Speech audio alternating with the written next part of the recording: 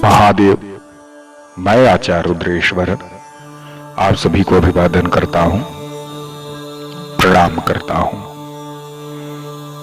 वंदे देव उमापतिम शुरगुरुम, वंदे जगत कारणम, वंदे पन्नग भूषणम मृगधरम, वंदे पशूनां पतिम, वंदे सूर्य शशांक वहीन नयनम, वंदे मुकुंद प्रियम, वंदे भक्त जनाश्रयंश्च वरदम, वंदे शिवम शंकरम। श्री शिव महापुराण के अंतर्गत चल रहे रुद्र संहिता के द्वितीय अध्याय का आज श्रवण करेंगे। नारद जी की काम वासना।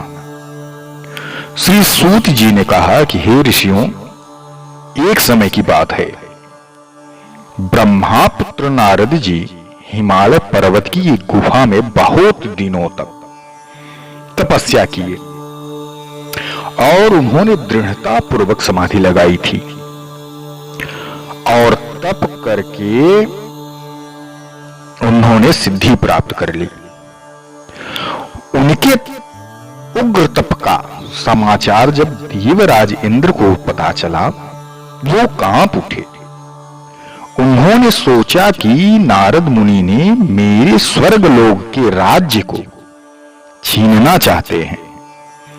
यह विचार आते ही इंद्र ने उनकी तपस्या को विघ्न डालने के लिए प्रयत्न आरंभ कर दिया। उन्होंने कामदेव को बुलाया और कहने लगे, हे कामदेव, तुम मेरे परम मित्र एवं हितैषी हो। नारद हिमाचल पर्वत की गुफा में बैठ करके तपस्या कर रहा है। कहीं ऐसा ना हो कि वह वरदान में ब्रह्मा जी से मेरे स्वर्ग का राज्य ही मांग बैठे। अतः तुम वहां जाकर के उसका तपभंग कर दो। यह आज्ञा पाकर कामदेव वसंत के साथ बड़े गर्व के साथ उस स्थान पर गए और अपनी सारी कलाएं रच डाली। कामदेव और वसंत के बहुत प्रयत्न करने पर भी नारद मुनि के मन में कोई भी विकार उत्पन्न नहीं हुआ। महादेव जी के अनुग्रह से उन दोनों का गर्व चूर हो गया। ऐसा इसलिए हुआ क्योंकि महादेव जी की कृपा से नारद मुनि पर कामदेव का कोई प्रभाव नहीं पड़ रहा था। पहले उस आश्रम में भगवान शिव ने भी तपस्या की थी। उसी स्थान पर उन्होंने ऋषि मुनियों की तपस्या का नाश करने वाले कामदेव को भस्म कर डाला था।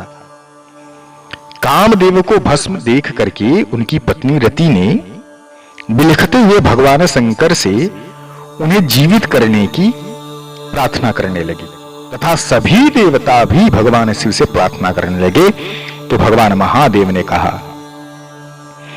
कि कुछ समय पश्चात कामदेव स्वयं जीवित हो जाएंगे, किंतु इस स्थान पर और इसके आसपास जहां तक इनकी भस्म दिखाई दे रही है, वहां तक की पृथ्वी पर काम की माया और काम बाण का कोई प्रभाव नहीं चलेगा, कोई प्रभाव नहीं पड़ेगा।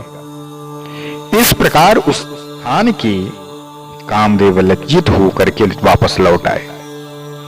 देवराज इंद्र ने जब यह सुना कि नारद जी पर काम का कोई प्रभाव नहीं पड़ा है, तो उन्होंने नारद जी की खूब प्रशंसा की।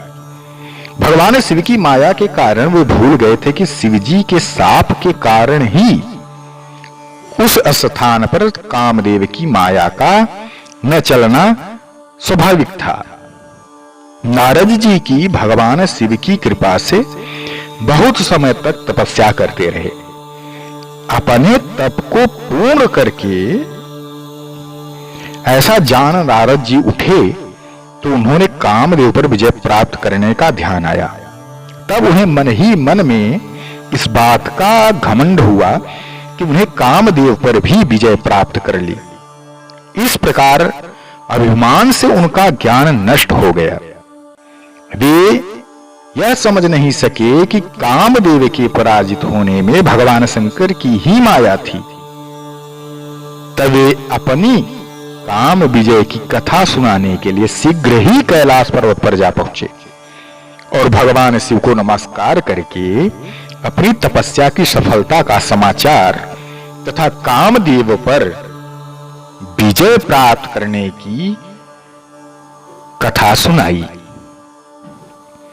यह सब सुनकर के महादेव जी ने नारद की प्रशंसा करते हुए कहा कि हे नारद जी, आप परम धन्य हैं, परंतु मेरी एक बात का स्मरण रखना कि यह समाचार किसी अन्य देवता को मत कहना, विशेष करके भगवान विष्णु को।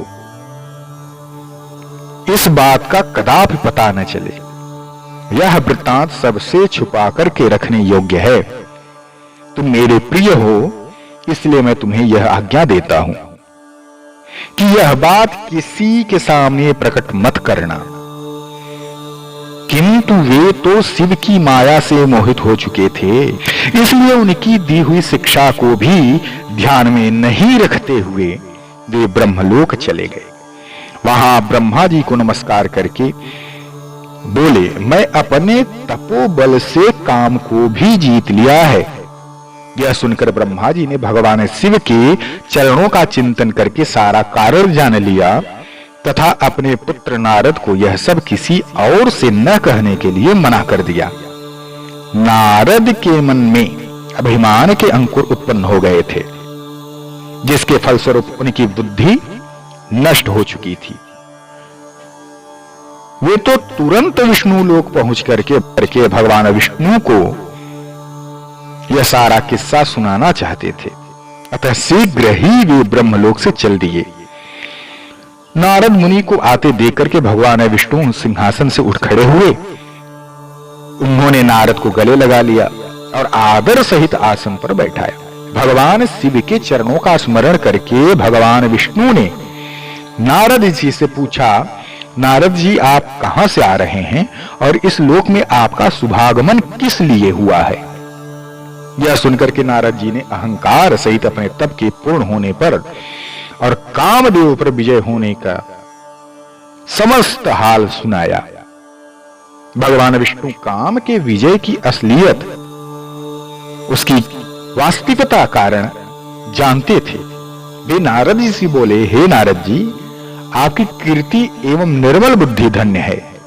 काम, क्रोध एवं लोभ मोह उन मनुष्यों को पीड़ित करते हैं जो भक्तिहीन हैं। आप तो ज्ञान वैराग्य से युक्त हैं एवं ब्रह्मचारी हैं, फिर भला यह काम आपका क्या बिगाड़ सकता था? देवर्षि नारद जी बोले, हे भगवान, यह सब आपकी कृपा का ही फल है। आपकी कृपा के आगे कामदेव की क्या सामर्थ्य है जो मेरा कुछ बिगाड़ सके? मैं तो सदा ही निर्भय हूं। इतना कह करके नारद जी विष्णु भगवान को नमस्कार करके वहां से चले दिए। आज के लिए बस इतना ही। द्वितीय अध्याय संपूर्ण हुआ। हर हर महादेव।